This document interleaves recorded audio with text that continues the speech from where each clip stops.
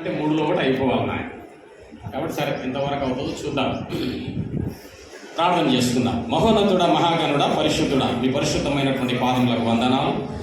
తండ్రి, మీ ఘనమైనటువంటి నామానికి స్తోత్రం చెల్లిస్తున్నాం. మా గడిచిన కాలమంతా కూడా మీ కృపాక్షేమముల చేత కాచినారు, కాపాడినారు నాయన. ఈ యొక్క దినమున సజీవులకలో ఉంచడమే కాకుండా ప్రభా, ఇటు విధంగా సంఘంగా కూడి నాయన నీ సన్నిధానం ముందు తండ్రి నేను పాడి కొనియాడి స్తుతించి ఆరాధించి వాక్యం చెప్పుటకు గాను వినుటకు గాను మీరు మాకు ఇచ్చినటువంటి మంచి సమయం బట్టి మీకు స్తోత్రం చెల్లిస్తూ ముందున సమయం అంతా మీ పాద సన్నిధిలో అప్పగించుకుంటున్నాం. నన్ను నేను నీకు అప్పగించుకుంటుండగా నీ సేవకుడిగా ప్రభావ నన్ను సిలువ చాటుకు మరుగుపరుచుకుని నన్ను నీ మాట నుంచి ప్రభు ముందుకు నడిపించమని మీ మహిమార్థమై తండ్రి ఈ సమయం అంతా ఉండలాగా నీ కృపా సహాయము, ఆత్మ నింపుదల, నడిపింపు మాకు దయచేయమని యేసుక్రీస్తు నామంలో ప్రార్థించడి వేడుకుంటున్నాము తండ్రి. ఆమేన్. శుభ శుక్రవారం. దేవుడు ఈ యొక్క దినమున సర్వమానవాళి కొరకు మరణించి తన ప్రాణాన్ని పెట్టి తన అమూల్యమైనటువంటి శ్రేష్టమైనటువంటి రక్తము చేత మనలను కడిగి శుద్ధి చేసి కొని తన సొత్తుగా చేసుకున్నటువంటి వాడు. తన యొక్క మరణము మనకి శుభమును అనుగ్రహించింది. హల్లెలూయా. తన మరణము సర్వ మానవాళికి శుభమును అనుగ్రహించింది, శుభము కలగజేసింది. పాపమంతా కూడా మనపై నుంచి కొట్టివేయబడి, మరణం అనేటటువంటి ముళ్ళు విరిచివేయబడి స్వతంత్రులుగా కాబడినటువంటి దినము గనుక ఈ దినము శుభ దినము. దేవునికి స్తోత్రములు. అయితే దేవుడు ఉద్దేశం ఏంటి మనుషుల పైన అంటే, మనిషిని దేవుడు మార్చుకొనాలనుకున్నాడు. జాగ్రత్తగా వినండి. అసలైతే ఒక 1.5 అవర్ మెసేజ్ ఇది. 1 అంటే నేను 10 నిమిషాల దాకా 1కే ఇక్కడికి వచ్చిన. గంటన్నర వర్తమానం చూద్దాం. పెండింగ్ ఉందనుకో తరువాయి భాగం మళ్ళొకసారి వెళ్ళిపోతుంది, ఎందుకంటే ఏం చేయలేను. హల్లెలూయా. మనిషిని మార్చుకోనాలా అనుకున్నాడు. అయితే నేనేమంటానంటే, మార్చుకోనాలనుకున్నాడు కదా, కనబడి మార్చుకోవచ్చుగా, మాట్లాడి మార్చుకోవచ్చు కదా, అట్లా ఎట్లా వినకపోతే భయపెట్టిపించి మార్చుకోవచ్చు కదా ఆయన. నా ప్రశ్న ఏంటంటే, దిగి రావలసి వచ్చింది ఎందుకు? హల్లెలూయా. దిగి రావలసి వచ్చింది అసలు ఎందుకు? దిగి వచ్చే మార్చుకోవాలని ఎందుకు అనుకున్నాడు ఆయన? మనందరం కూడా ఏ విధంగా ఉండాలనేసి అంటే, ఏ విధంగా అసలు ఉన్నాము అనేసి అంటే, ప్రస్తుతము దేనినో సంపాదించుకోవడం కోసము, దేనినో మనం కూర్చుకొనడం కోసము, పొందుకోవడం కోసము ఒకరి ప్రాణాలు తీయడానికి కూడా మనిషి వెనకాడడం లేదు, తన ప్రాణాలు కోల్పోవడానికి కూడా మనిషి వెనకాడడం లేదు. కానీ దేవుడిచ్చిన రక్షణను కాపాడుకొని ఆ పరలోకమును సంపాదించుకునేటటువంటి దానిలో ప్రయాసపడుతున్నట్టుగా లేదు. ఏమంటారు తెలుసా? ఎవడైనా తాగి అక్కడ రోడ్ల మీద పడితే ఏమంటారు తెలుసా? ఏం చేస్తాం, దేవుడు వానికి చెప్పాలా, అట్లా రాసిండు. అటు తాగితే కూడా దేవుడే దోషి. ఎవరైనా హత్య చేసిండనుకో, హత్య చేసేసి ఆ జైల్లో అమాయకుడిగా కూర్చుంటే ఆయన చూసి కూడా ఏమంటాము, ఏం చేస్తాం, దేవుడు అట్లానికి రాసిందంట. హల్లెలూయా. ఎవరు ఏమి చేసినా మనిషి అంటున్నాడు ఏంటంటే, దేవుడు అట్లా రాసిండు. ఏం చేస్తాం, తలరాత అట్లా రాసిండంట. ఈ తలరాత గురించి మళ్ళీ ఎప్పుడైనా చెప్తాను. కానీ అసలు నా దేవుడు ఏ విధంగా పుట్టించినాడో ప్రసంగి గ్రంథంకి వెళ్దాం ఒకసారి. ప్రసంగి తొందరగా ప్రసంగి. సరే, దానికి ముందు ఎఫ్ఎస్సీలకు రాసిన పత్రిక 1వ అధ్యాయం తీద్దామమ్మ ఒకసారి. ఎఫ్ఎస్సీలకు రాసిన పత్రికకి వెళ్దాం ఒకసారి. అలాగా ఎందుకు దేవుడు వచ్చే మార్చుకోవాలనుకున్నాడు అంటే, నంబర్ 1 1వ అధ్యాయం 4-6 వచనములో ఉంటుంది. ఏంటి అనేసి అంటే, ఎట్లనగా తన ప్రియుని యందు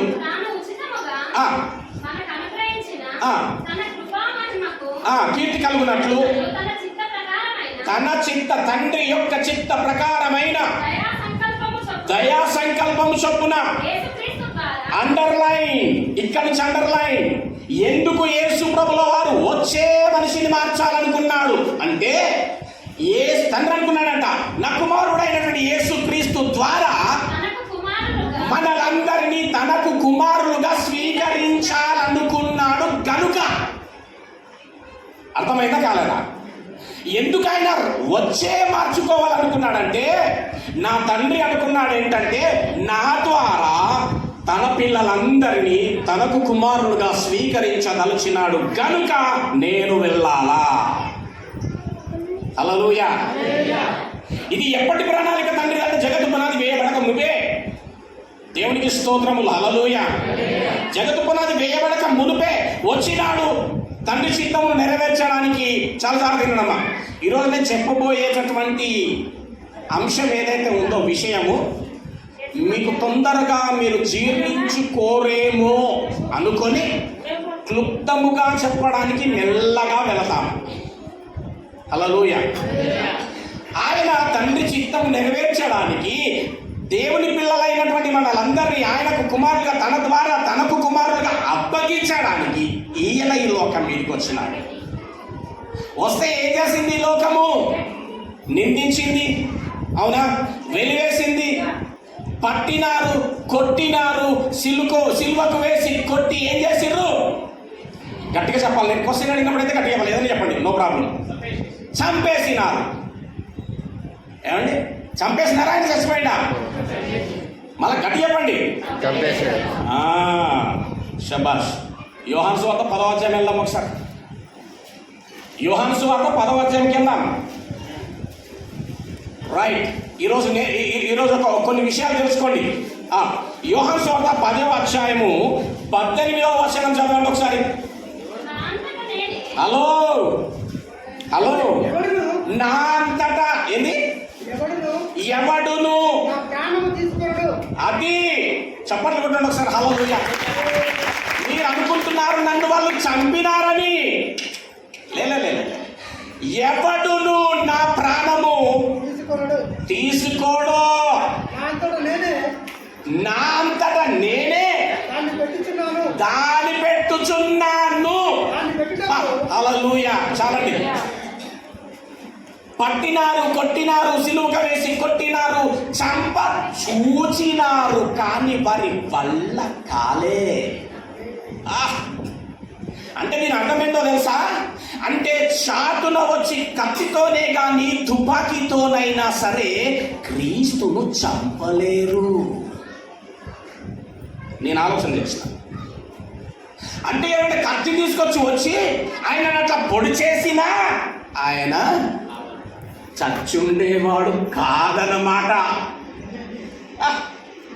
ఎవరైనా తుపాకీతో తెచ్చి ధడ ధడ ధడ కొట్టినా చెప్పాలా, చచ్చేవాడు కాడు. ఆయన ప్రాణం పెట్టేదాకా సాతానుగాడ ఆడి బాబు కాదు కదా, ఎవడును నా ప్రాణము తీసుకోడు. ఎట్లుంది మాట? పిలాత రోమ సైనికుల నా ప్రాణం తీసింది లేదు. ఎవడును నా ప్రాణం తీసుకొనడు. దాన్ని పెడితే గనక నేనే పెట్టాలా. హల్లెలూయా. ఏలాగా పెట్టినాడో ఒక చోటకి వెళ్ళి చూద్దాం. హెబ్రీయులకు రాసిన పత్రిక 9వ అధ్యాయం 14వ వచనంకి వెళ్దాం. హెబ్రీయులకు రాసిన పత్రిక 9వ అధ్యాయం 14వ వచనం. నిత్యుడగు ఆత్మ ద్వారా తన్ను తాను దేవునికి, ఇంతకుముందు మనకు ఎఫెసీయులకు రాసిన పత్రికలో ఏముంటుంది అనేసి అంటే, మనము దేవుని ఎదుట పరిశుద్ధులమును నిర్దోషులమునై ఉండవలెనని జగత్తు పునాది వేయబడక మునుపు మన పైన దేవుని మీద ప్రణాళిక. అంటే ఇప్పుడు మనము దేవుని ఎదుట ఎట్లుండాలన్నమాట? పరిశుద్ధులము. రైట్, ఓకే, మళ్ళీ చెప్పండి. దేవుని ఎదుట ఎట్లుండాలా? పరిశుద్ధులము నిర్దోషులమై ఉండవలెనని ఆయన యొక్క చిత్తం. ఈయన ఎట్లా అర్పించుకున్నాడు చూడండి పానం. ఇప్పుడు మళ్ళా చదవండి. నిత్యుడగు ఆత్మ ద్వారా తన్ను తాను మాట్లాడదు బిడ్డ. ఓకే, దేవునికి నిర్దోషినిగా అండర్లైన్ చూడండి, నిర్దోషినిగా అర్పించుకున్నాడు. చాలు. ఇప్పుడు క్రీస్తు కూడా తండ్రికి ప్రాణం అర్పించినప్పుడు ఏ విధంగా అర్పించుకున్నాడు? నిర్దోషిగా. ప్రియమైనటువంటి దేవుని బిడ్డలారా, నీ చావు ఎట్లుండాలంటే పరిశుద్ధతతో నిర్దోషత్వంతో. నీ మరణము ఉంటేనే పరలోకం. హల్లెలూయా. పరలోకం కొట్టడం అంత ఆషమాషి కాదు. బ్యాక్సిన్ అయితే తీసుకున్నా, వారం గుడికి అయితే పోతున్నా, రోజు ముక్క బైబిల్ చదువుకుంటున్నా, రోజు 3 ముక్కలు ప్రార్థన చేసుకుంటున్నా, అమ్మయ్య నాతో లేరు అనుకోకు. హల్లెలూయా. పరిశుద్ధతతో నిర్దోషత్వంతో వాడి మరణం ఉంటేనే వాడి పరలోకం, లేకపోతే పోడు. అలాగా యేసు ప్రభువుల వాడు కూడా నిర్దోషిగా తన ప్రాణాన్ని పెట్టినాడు, అప్పగించుకున్నాడు. హల్లెలూయా. రెఫరెన్స్ మాత్రం రాసుకోండి. లూకా సువార్త 23:46 ఉంది. ఏంటి అనేసి అంటే, మనం ఇంతకు చదివినటువంటి మాటలో ఏముంది? ఎవడును నా ప్రాణమును తీసుకొనడు, నా అంతటా నేనే పెట్టాలా. ఏమండి ఒకసారి ఆలోచించండి. అమ్మా కొంచెం అటు జరగండి బిడ్డ, కొంచెం అటు జరుగు. నాకు జరగదు, కొంచెం వాకింగ్ కావాలి ఆడికి. హల్లెలూయా. కొంచెం వెనక జరగండి బిడ్డ. రైట్. వినండి. ఇవన్నీ పట్టినారు. వినండి. యూత్ అంటే నేను కూడా మీ దాంట్లో ఉండే యూతే. ఓకే, నేను పక్క జరిగి మిమ్మల్ని యూత్ అండలే, మీరు అట్లా ఫీల్ అయ్యింది అంట. హల్లెలూయా. వినండి. పట్టినారు, కొట్టినారు. దేంతో కొట్టిరు చెప్పండి? ఫస్ట్ బెత్తాలతో కొడితే, ఆ బెత్తాలతో కొట్టేవాడి శరీర దారుఢ్యం అట్లా ఉంటుంది. స్పెషల్గా ఎన్నుకునేవారు బెత్తాలతో కొట్టేటోళ్ళని. అవి ఇప్పుడు టీచర్లు వాడే బెత్తాలు కాదవి.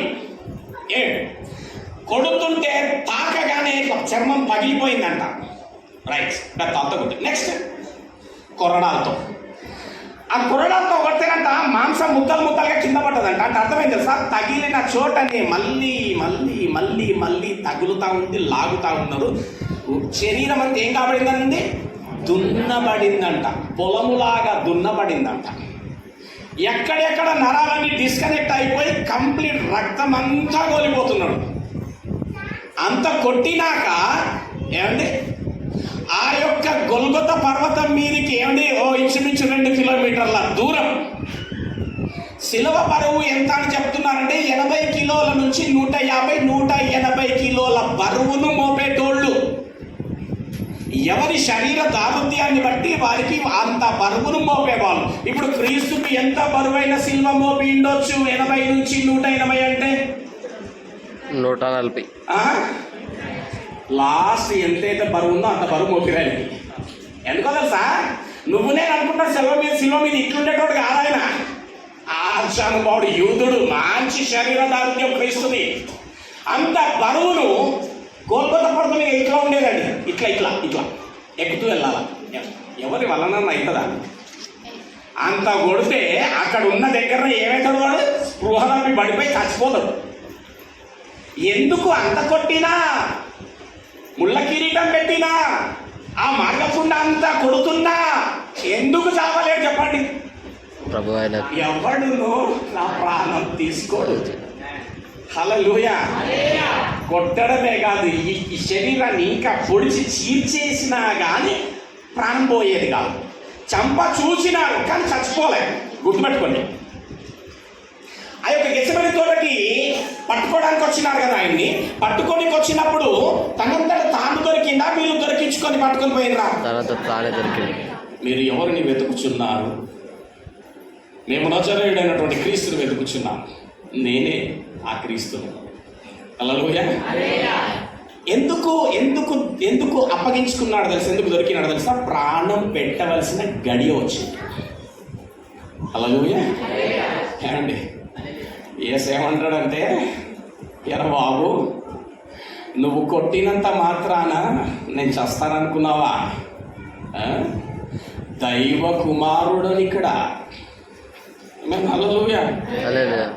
దైవ కుమారుడను వాక్యమయ్యున్న దేవుడను, నేను దేవుడను.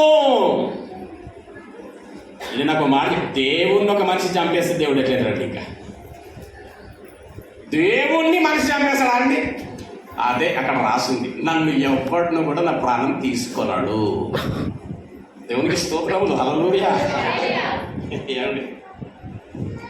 రెండవది ఎందుకు వచ్చినాడంటే, ఎవడో సాతాను గాడంట, ఆఫ్టర్ ఆల్ వాడట నాతో పాపం చేయిస్తాడట.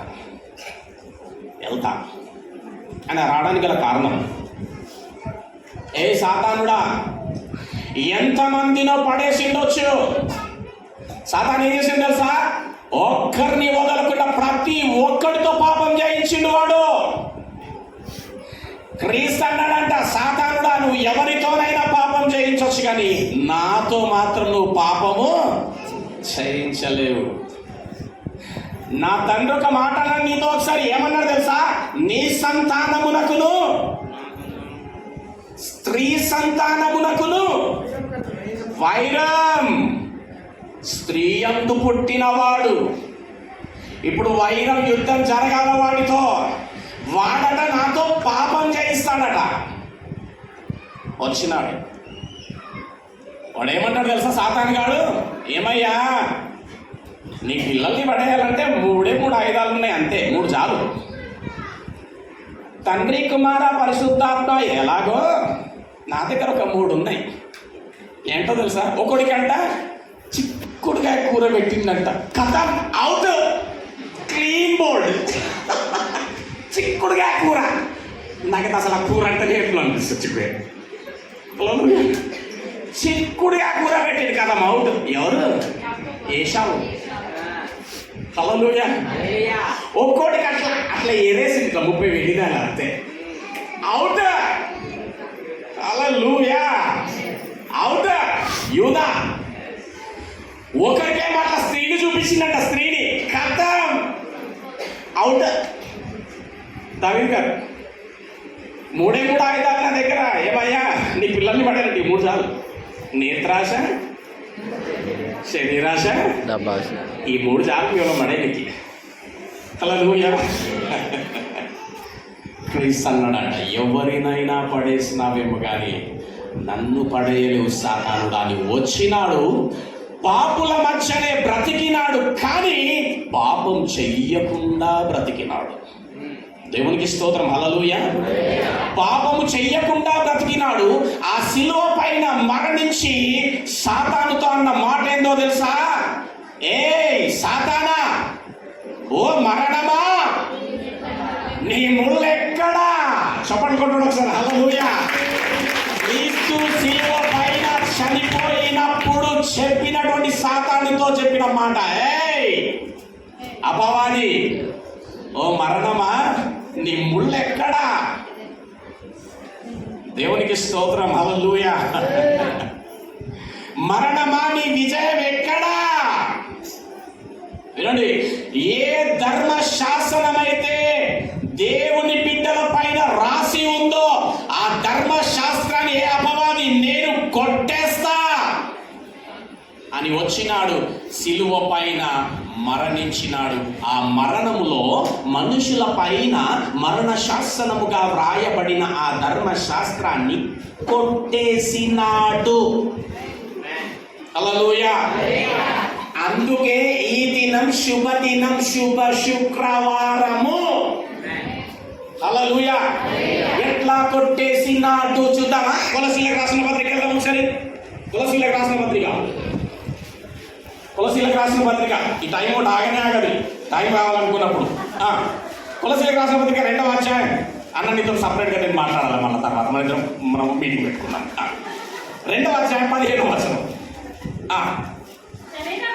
శరీరమందు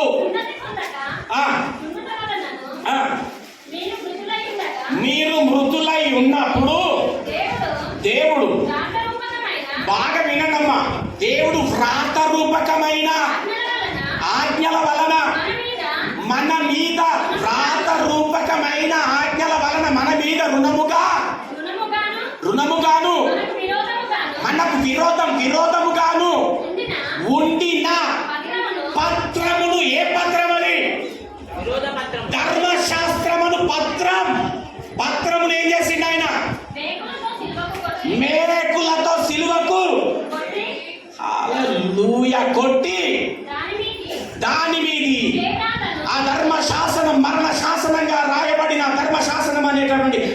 శాసనమును కొట్టివేసి దాని మీదున్న చెడులను తుడిచివేసి మనకు అడ్డమే లేదు ఇంకా. హల్లెలూయా. మా నాన్న సపట్లు కొట్టారు, మా నాన్న హల్లెలూయా అన్నారు, మా నాన్న స్తోత్రం అన్నారు. ఎంత శుభవార్త చెప్తున్న శుభ శుక్రవారం. ఏమైందంటే ఈ వారంలో ఈ దినమున మరణ శాసనంగా వ్రాయబడిన ఆ పత్రమును మన పై నుంచి కొట్టివేసి సిలువకు మేకుతో కొట్టేసి ఇక మనకు అడ్డం ఏమీ లేకుండా అబ్బా ఏసింది ఇక దానిని ఎత్తివేసి మన అపరాధముల అన్నిటికీ క్షమొచ్చింది ఆ రోజు. అందుకే శుభ శుక్రవారము. ఆయన మరణము మనకు శుభము. ఒక ఆమె ఫోన్ చేసి వాదిస్తుంది, కానీ యేసు చనిపోయినప్పుడు మనకు శుభ శుక్రవారం ఎట్లయితుందన్న? శుభ శుక్రవారం కాదు కదా. హల్లెలూయా. నా తల్లి ఏం చెప్పాలి, ఏమో అడిగింది లేదు. వీడియో చేసి పెట్టినా ఆమె కోసం స్పెషల్గా వీడియో చేసే పెట్టినా ఇవన్నీ. చేయి వ్రాతను ఆ ధర్మశాస్త్ర పత్రము మరణ శాసనంగా వ్రాయబడిన మన పైన ఆ ధర్మశాస్త్రం అనే పత్రమును కొట్టివేసిండు, మేకులో కొట్టివేసి ఇక మనకు అడ్డమేమీ కూడా లేకుండా చేసి, ఏ మరణమా నీ ముళ్ళెక్కడా, ఓ మరణమా నీ విజయం ఎక్కడా, నా పిల్లలపై నుంచి తీసేసిన మరణం అనే శాసనమును కొట్టేసిన, స్వతంత్రులుగా చేసిన నా పిల్లల్ని. ఏ అపవాది, ఎవడైతే నా కుమారుడు నా యుద్ధకు వస్తాడో, నా యుద్ధకు వచ్చి వారిని నేను ఎప్పుడు కూడా త్రోసి వేయను. ఎంత పాపమున్నా సరే, అపవాది వింటున్నావా, ఎంత పాపమున్నా సరే నా దగ్గరికి వచ్చిన వాడిని నేను క్షమించేస్తా. నీ దిక్కున్న చోట చెప్పుకో, నీ దిక్కున్న చోట చెప్పుకో. విర్రవీగినావు కదా, అహంతో ఉన్నావు కదా, అందరినీ నరకానికి జోగెట్టుగా చేస్తున్నావా? వస్తున్నా, నీకుంటది శుక్రవారం రోజు. హల్లెలూయా. మనందరిపై నుంచి కొట్టేసిండు. మన పైన ఇక మరణమునకు పాపమునకు ప్రభుత్వం లేదు. హల్లెలూయా. లేదు, పాపమునకు ఇక మన పైన ప్రభుత్వం లేదు. ఇంకా తీసేసినాడు, కొట్టేసినాడు. మూడవది ఎందుకు రావాల్సి వచ్చిందంటే ఇర్మియాకి వెళ్దాం ఒకసారి. ఇర్మియా 11వ అధ్యాయం. ఇర్మియా 11వ అధ్యాయం. హల్లెలూయా. 11వ అధ్యాయం 18వ వచనం. దానిని అంట దేవుడంట క్రీస్తు అయిన కుమారుడికి తెలియజేసిందంట. ఏందో చూడండి. నేను గ్రహించింది ఆయన వారి క్రియలను. ఎవరి క్రియలను?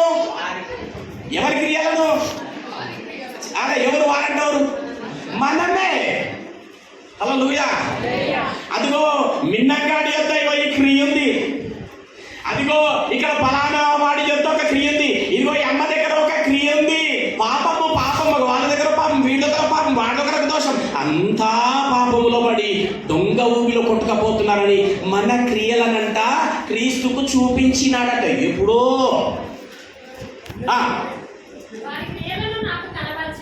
కనపరిచిండు. కనపరచడం అంటే ఏంటమ్మా? హల్లెలూయా. చూపించి, కనపరచి వదకు చేయబడుచుండు సాధువైన గొర్రె పిల్ల వలె వచ్చిన. దేవునికి స్తోత్రం. హల్లెలూయా. ఎందుకు వచ్చినాడు క్రీస్తు ఈ లోకంలో? వచ్చేందుకు మార్చాలనుకున్నాడు. నా ద్వారా నా తండ్రి తన పిల్లలందరినీ తనకు పిల్లలుగా స్వీకరించాలనుకున్నాడు, త్రూ మై ఛానల్. హల్లెలూయా. రెండవది ఎవడో అపవాదిగాడంట, విర్రవీగుతున్నాడట, అందరితో పాపం చేయిస్తున్నాడట. వాడి పైన నేను గెలవాలా? వాడు నా తండ్రి యొక్క పిల్లల పైన ఉన్నటువంటి మరణ శాసనం ఏదైతే ఉందో దాన్ని నేను విరిచేయాలా? తన పిల్లల్ని నేను, నా సహోదరులందరినీ కూడా నేను స్వతంత్రులుగా చేయాలా? ఇక మూడవది, ఆల్రెడీ మన క్రియలన్నిటినీ దేవుడు క్రీస్తుకు చూపించినాడు. ఆ క్రియలన్నిటినీ కొట్టివేయడానికి వచ్చినాడు. మరి వచ్చినాడు అనేసంటే ఇదంతా ప్రాసెస్ జరిగిందొచ్చా లేదా? మన మీద ఇప్పుడు పాపానికి ఇంకా ప్రభుత్వం ఉందంటారా? చెప్పండి, నా మీద పాపానికి ప్రభుత్వం లేదని చెప్పండి ఒకసారి. నా మీద పాపానికి ప్రభుత్వం లేదు. ఎంతమంది మాట్లాడేప్పుడు మాట్లాడిన వాళ్ళు ఒకసారి చేయలేప్పుడు పక్కిన వాళ్ళు అట్లే ఉంటుంది. చూసిరా అన్న ఇట్లా వీళ్ళు వదిలేదు ఇట్లాగా అటు మూలకు కట్టబెట్టిపోయి చూసినా అంత మంచి మాట చెప్పిస్తుంటే 100 మంది ఉంటే అలా 20 మంది అన్నారు. చూసినావా? హల్లెలూయా. నువ్వు పలకాలా, నీ నోరు బాగుగా, దాన్ని ఇంకా నింపుతాడు ఆశీర్వాదకరంగా. ఇప్పుడు నేను మళ్ళీ అనిపించాయిగా, మళ్ళీ అనిపిస్తే అంతమంది అడిగి ఉన్నారు, నేను అనిపించా అందరినీ కాదు నేను. హల్లెలూయా. ఓకే, కొంచెం ప్రయాసపడండి. నేను ప్రయాసపడుతున్నా, నాకు చెంతలు వస్తున్నాయి అసలు. హల్లెలూయా. ఆ వీడియో చాలా ఇంపార్టెంట్, ఇది ఉండాలి. ఓకే, అఫ్ కోర్స్ మళ్ళీ తీసుకుంటూ కానీ కాపాడబడిన నీ జీవితం ఎట్లుంది ఇప్పుడు చాలా జాగ్రత్తగా వినటమ్మా.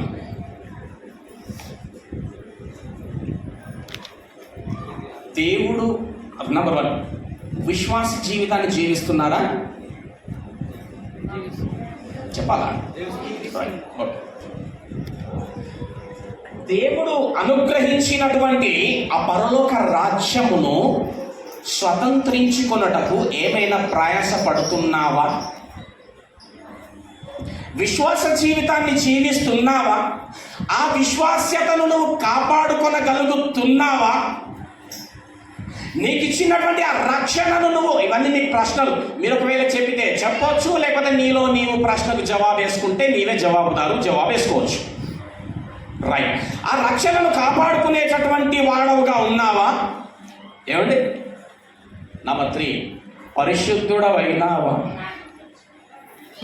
మళ్ళీ పరిశుద్ధులైనారా? పరిశుద్ధురాలు అయినవా? నువ్వు చెప్పగలుగుతావు, నేను పరిశుద్ధురాలను. హల్లెలూయా. నువ్వు బ్రదర్ నేను పరిశుద్ధుడను అని చెప్పగలుగుతారా? ఎందుకు అడుగుతున్నంటే, అంతగా త్యాగం చేసి నిన్ను కాపాడి రక్షిస్తే నీ బతుకు జీవితం ఎట్లుంది? విశ్వాసిగా కొనసాగుతున్నావా? ఆ రక్షణను కాపాడుకుంటున్నావా?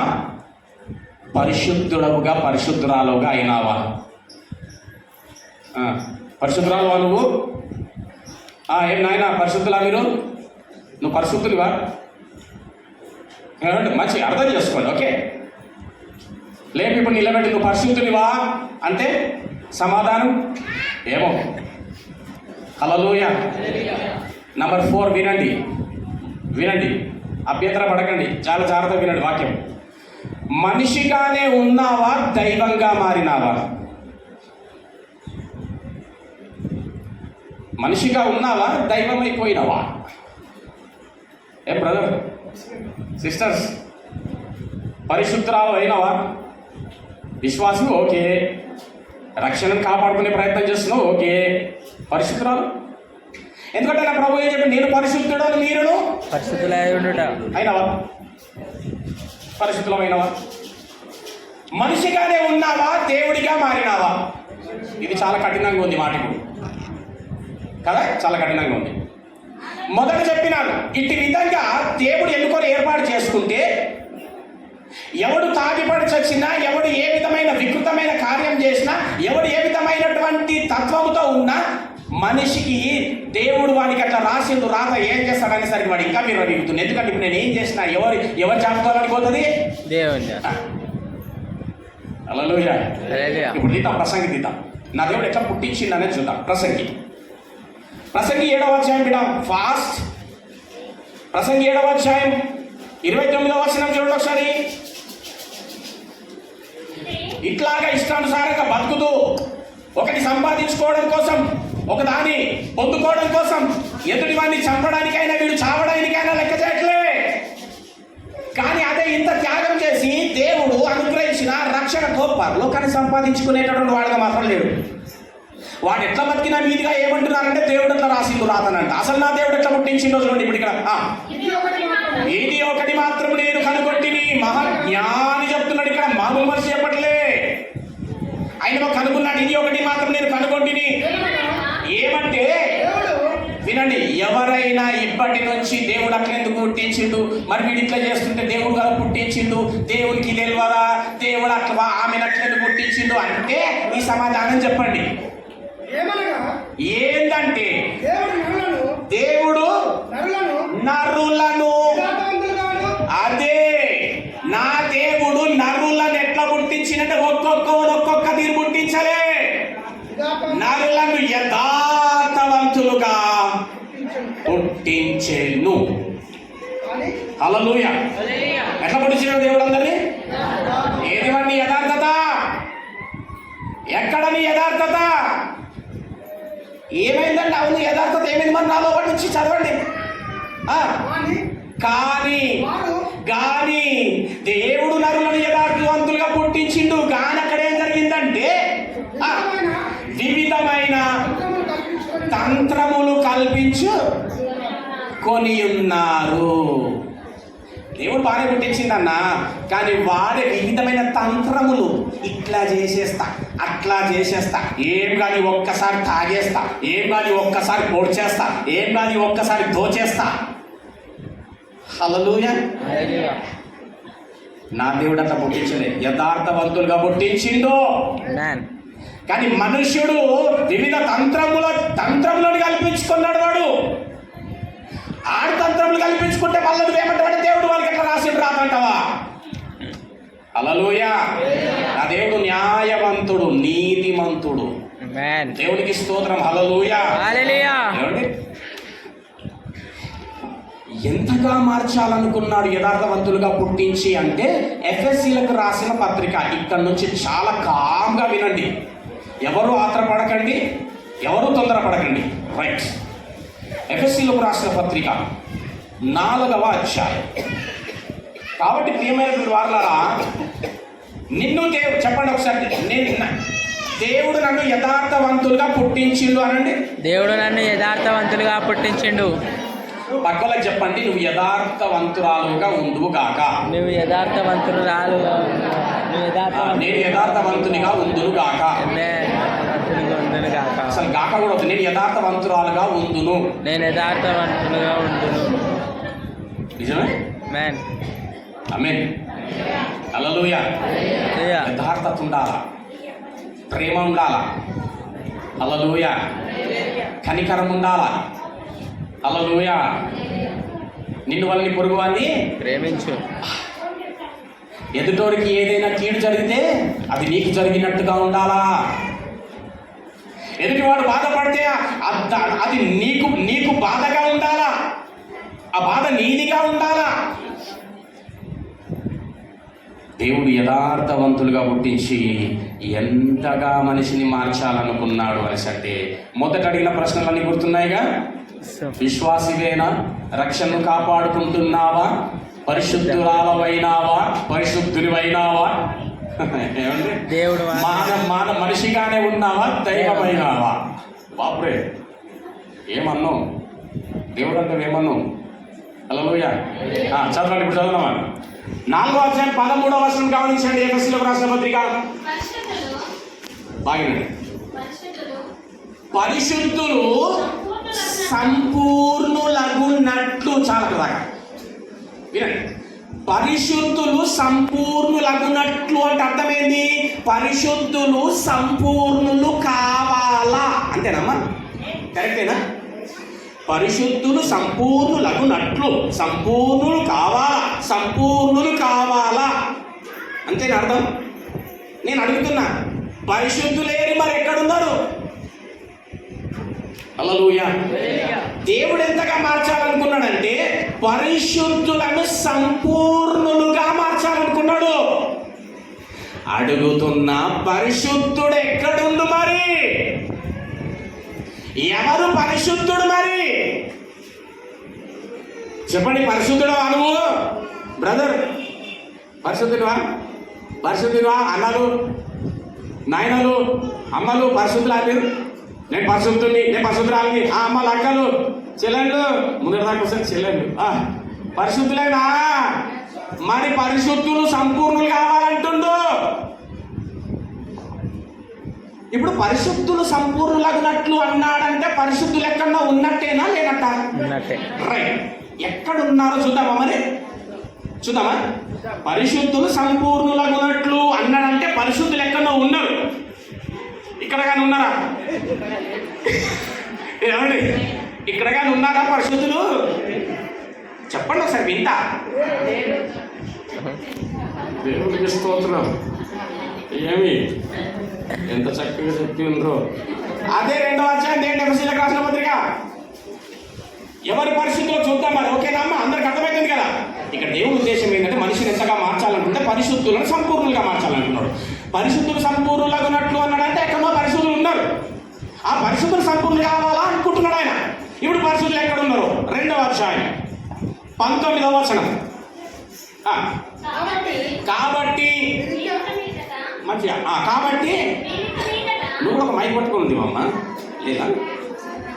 కాబట్టి మీరు ఇక మీ అలో అమ్మలు నాయనలు అనలు తమ్ములు, మీరు ఇక మీదట, ఇప్పటిదాకా కాకుండా ఇక మీదట, అంతేనా? మీరు ఇక మీదట మంచిగా వినండి, పరజనులను పరదేశులై ఉండక. ఆగండి, మెల్లగా ఆయన అర్థం కాకపోతే పర్సన్, ఇక్కడ చాలా టఫ్ సబ్జెక్ట్ ఇది. మీరు ఇక మీదట పరజనులను పరదేశులనై ఉండకండి.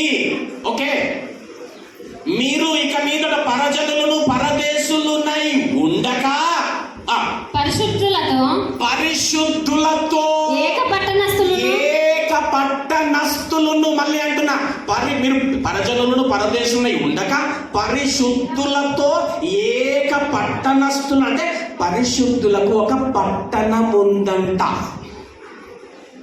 అదే అర్థం. పరిశుద్ధులతో ఏక పట్టణస్థులు అంటే పరిశుద్ధులకు ఒక పట్టణం ఉందా? అంతేనా? విశాఖ పట్టణం, మచిలీ పట్టణం, ఏమండి హైదరాబాద్ పట్టణం. ఇక్కడ రాసింది బైబిల్లో పరిశుద్ధుల పట్టణం. మీరు పరజనులను పరదేశులునై ఉండక పరిశుద్ధులతో ఏక పట్టణస్థులునై దేవుని ఇంటి వారునై, గట్టిగా దేవుని ఇంటి వారునై ఉన్నారు. ఉండబోతారువా ఉన్నారు. ఇప్పుడు పరిశుద్ధుల పట్టణం అసలు ఏది? పరిశుద్ధుల పట్టణం ఏదమ్మా చెప్పండి ఒకసారి, మీకు తెలుసా కాడికి.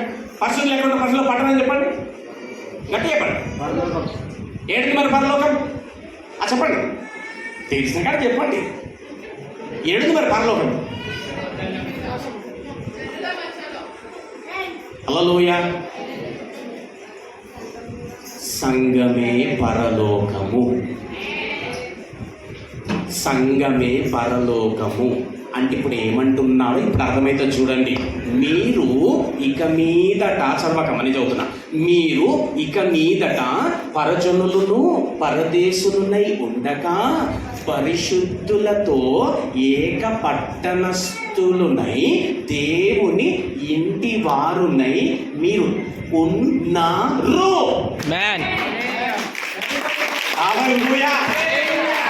ఎవరు పరిశుద్ధులు?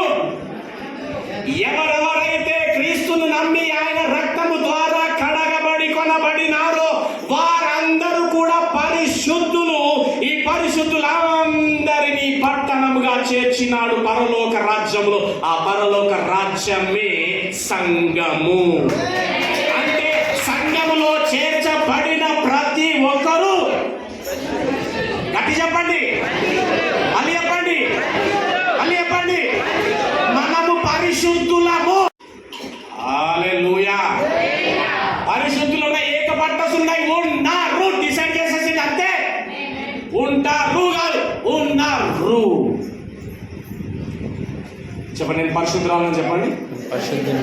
పక్కలకి నువ్వు పరిశుద్ధుడు నాయన అని చెప్పి, అపరిశుద్ధత పనులు బంద్ చేయని చెప్పి, నువ్వు పరిశుద్ధుడు అపరిశుద్ధత పనులు బంద్ చేయి. దేవుని ఇంటి వారిని ఉన్నారు.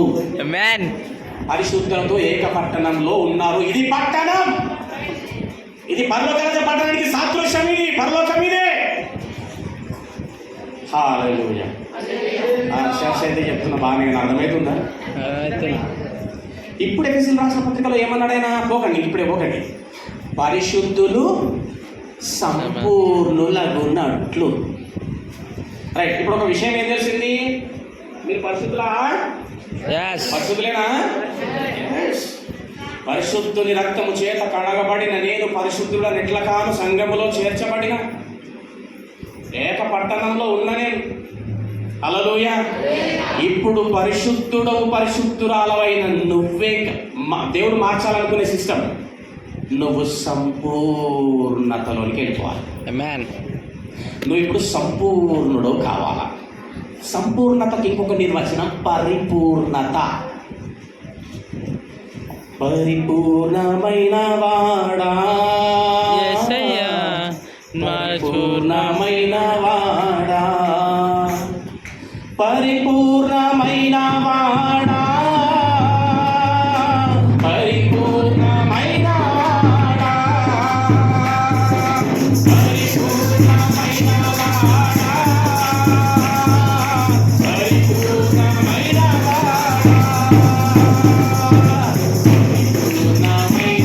వాడా, పరిపూర్ణమైన వాడా. హల్లెలూయా. నేను పరిపూర్ణుడను మీరును పరిపూర్ణులై ఉండు అదనమాట. ఇప్పుడు పరిశుద్ధులు పరిపూర్ణులు కావాలి. ఇప్పుడు ఈరోజు దేవుని రాజ్యమనబడినటువంటి ఈ పట్టణంలో ఉన్న మీరు ఏం కావాలా? పరిపూర్ణులు, సంపూర్ణులు. ఇప్పుడు ఈ సంపూర్ణత ఎక్కడుందో తెలియాలి. మరి నాకు తెలుస్తేనే కదా మనం సంపూర్ణులు కావడానికి. ఎక్కడుంది? ఏం చేస్తే సంపూర్ణత అర్థం కావాలి. ఒకసారి హల్లెలూయా చెప్పండి. హల్లెలూయా.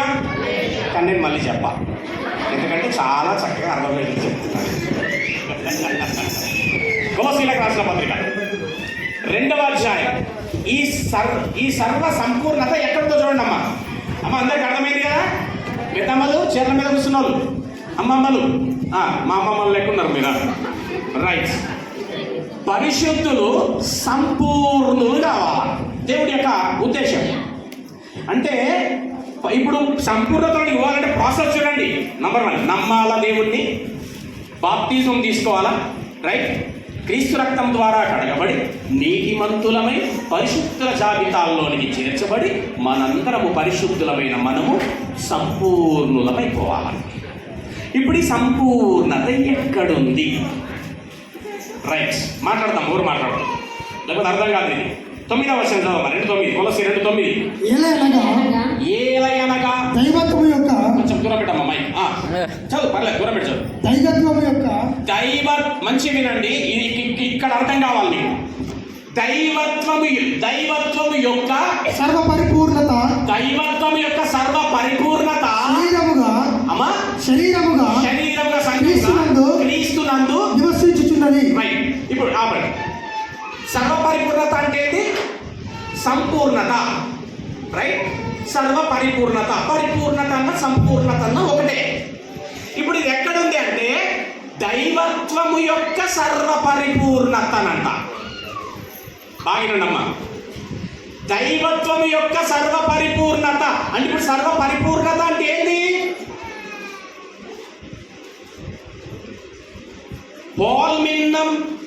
పాల్మిన్నం యొక్క గుణం. ఇది గుణంని తీసిన పాల్మిన్నం ఒక గుణం. ఇప్పుడు గుణం అంటే ఏంది? క్యారెక్టర్. పాల్మిన్నం ఎవరు చెప్పారు? పాల్మిన్నం యొక్క గుణం నా గుణం. ఇప్పుడు ఈ నా గుణం ఏమవుతుంది? మళ్ళా నేనైతా. హల్లెలూయా.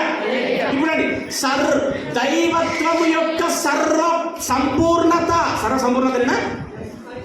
దైవత్వం యొక్క సర్వ సంపూర్ణత అంటే ఏంటి? ఇప్పుడు సర్వ సంపూర్ణత అంటే ఏంటి? దేవత్వము. అర్థం చేసుకోండి. అంటే సంపూర్ణత అంటే దేవత్వము. అర్థమవుతుందా అందరికీ? అంటే పరిశుద్ధులైన మీరు సర్వ సంపూర్ణులు కావాలంటే అర్థం ఏంటంటే మనిషి దైవమైపోవాలా. అర్థమైందా? అర్థమైందా? మనిషి పరిశుద్ధులైనారు, నా పిల్లలను పరిశుద్ధులు చేసిన నీవు సర్వ సంపూర్ణుడవు కావాలా అంటే మనిషిగా ఉన్న నీవు దైవమైపోవాలా. హల్లెలూయా. అమ్మా తల్లి ఇక్కడ దాకా అర్థమైందా మీకు? ఎంతో కాలేదో అయిందా? దేవునికి స్తోత్రం. ఈ పరిశుద్ధులు సర్వసంపూర్ణులగున్నట్లు ఏం జరిగింది? ఎఫెసీయులకు రాసిన పత్రికకి వెళ్దాం. ఇప్పుడు అర్థమవుతుంది. 4:13 అమ్మలు ఏమి బ్రదర్స్? పరిశుద్ధులు, ఈ పరిశుద్ధులు సంపూర్ణులు కావాలా. సంపూర్ణులు కావాలంటే ఏంటి అనేసి అంటే దేవత్వం యొక్క సర్వసంపూర్ణత. అంటే సర్వసంపూర్ణత అంటే దేవత్వము, అంటే మనిషి దైవమైపోవాలా. అంటే కంప్లీట్నెస్ని దేవుడు కోరుకుంటుండు. ఇంకా మంచిగా అర్థమైంది. 2 రెఫరెన్సెస్ ఇంకా నేను చెప్పేది. ఇక్కడ చూడండి, పరిశుద్ధులు సంపూర్ణ అంటే ఈ పరిశుద్ధులు మానవుడు దైవం కావాలంటే కాడానికి, సంపూర్ణులు కాడానికి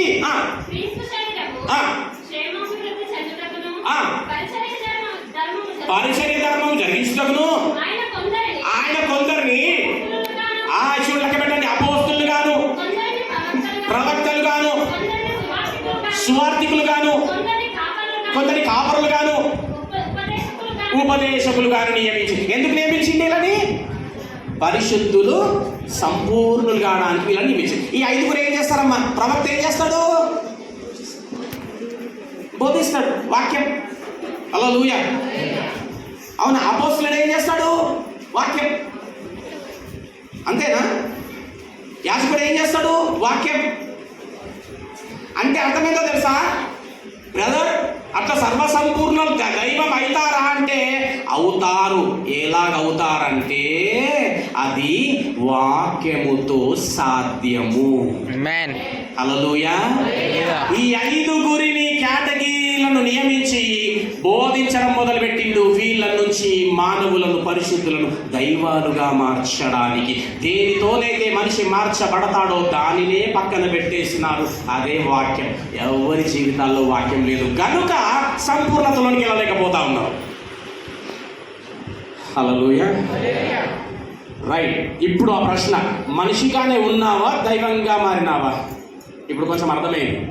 కానీ ఎక్కడో నాకు తెలిసి నీకు అమ్మో మనమేంటి, దైవమేంటి, దేవుడేంటి, మనిషి అనేది ఒకటి ఉంటుంది ఎక్కడో. ఇప్పుడు ఒక 2 రెఫరెన్స్తో వాటిని కూడా నేను లేపేస్తా. కీర్తన 82కి వెళ్తాను. కీర్తన 82 అయిపోయింది. ఇంకా 5 నిమిషాలు నాకు టైం.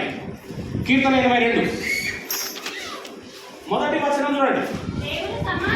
దేవుని సమాజం అంటే ఇది మెదక్ సమాజం అంటలే, ఏమండి హైదరాబాద్ సమాజం అంటలే.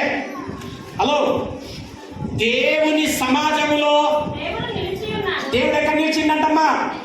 జర మాట్లాడండి, లేకపోతే 10 నిమిషాలు అవుతుందాం. దేవుడు ఎక్కడ నిలిచిందంట? దేవుని సమాజంలో నిలిచిండు. ఎవరు దేవుని సమాజం? చదవండి. దైవముల మధ్యను ఆయన తీర్పు, దైవముల మధ్యుండి తీర్పు తీరుస్తున్నాడంట. ఎవరు మరి దైవములు? హల్లెలూయా. మనమే, నువ్వు అనకు. 6వ వచనంకి వెళ్ళు. మీరు దైవములనియు చూడు, మళ్ళీ అప్పుడు ఉండదు. హల్లెలూయా. నేను మీ జాగలో ఉండేది ఉంది కానీ మీరు దైవములు. ఎవరు మీరంటే చెప్పాలా? ఎవరు మీరు దైవములు అంటే? ఎవరు దైవములు? అరే మీరే, మనమే. ఎవరంటున్నారో చూడండి. ఆయన దేవుడు అంటున్నాడు, మీరు దైవములనియు సర్వోన్నతుని కుమారులనియు. అరే నేనే సెలవిస్తున్నా, ఇంకోటి వచ్చి సెలవిచ్చేదేముంది మీకు? ఇది సరుస్తున్నా. అర్థమైందా? నువ్వు హల్లెలూయా అనుకున్నా సరే అర్థమైందా? దేవుని జనుల మధ్య దేవుడు నిలబడి ఉన్నాడంట. ఎవరయ్యా అంటే దైవముల మధ్య ఉండి తీర్పు తీరుస్తున్నాడంట. ఎవరయ్యా దైవం అంటే 6వ వచనంలో ఉంది, మీరు దైవములనియు నా తండ్రి అయిన సర్వోన్నతుని దేవుని కుమారులనియు నేనే సెలవిస్తున్నా. అందుకే ప్రశ్న వేసిన, మనిషిగానే ఉన్నావా, దైవంగా మారినావా? హల్లెలూయా, హల్లెలూయా. యోహాను సువార్త 10వ అధ్యాయం, లాస్ట్ రెఫరెన్స్. యోహాను సువార్త 10వ అధ్యాయం. ఇంకా క్లారిటీ ఉండదు ఇక్కడ.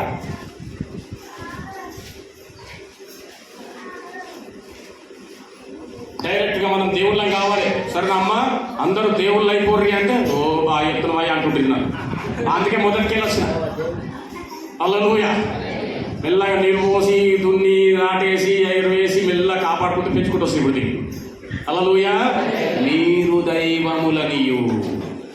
33వ వచనం విడిగా చాలా మంది ఏమంటారు తెలుసా? అమ్మ వినండి, క్రీస్తు నేను దేవుని అని చెప్పిండా బైబిల్ లెక్కన్నా అంటే చెప్పింటారు ఆయన చెప్పిండా. ఇప్పుడు చూడండి, అందుకు యూదులు ఏం మాట్లాడుతున్నావా, నువ్వు మనుషుడవా ఉండి దేవుడు అని చెప్పుకుంటున్నావు అంటే ఇప్పుడు అక్కడ యేసు ప్రభువుతో ఏమన్నట్టు, నేను దేవుణ్ణి అన్నట్టు కాదా అని అన్నట్టు బాగుండే. లేదు ఆయన చెప్పిండీ, ఆయనే చెప్పినాడు.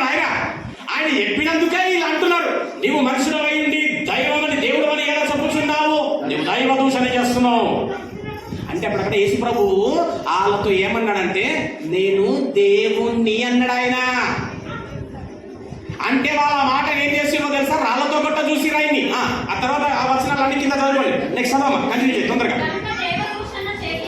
కనుక దేవదూషణ చేసినందుకే నిన్ను రాళ్లతో కొడతాం మేము.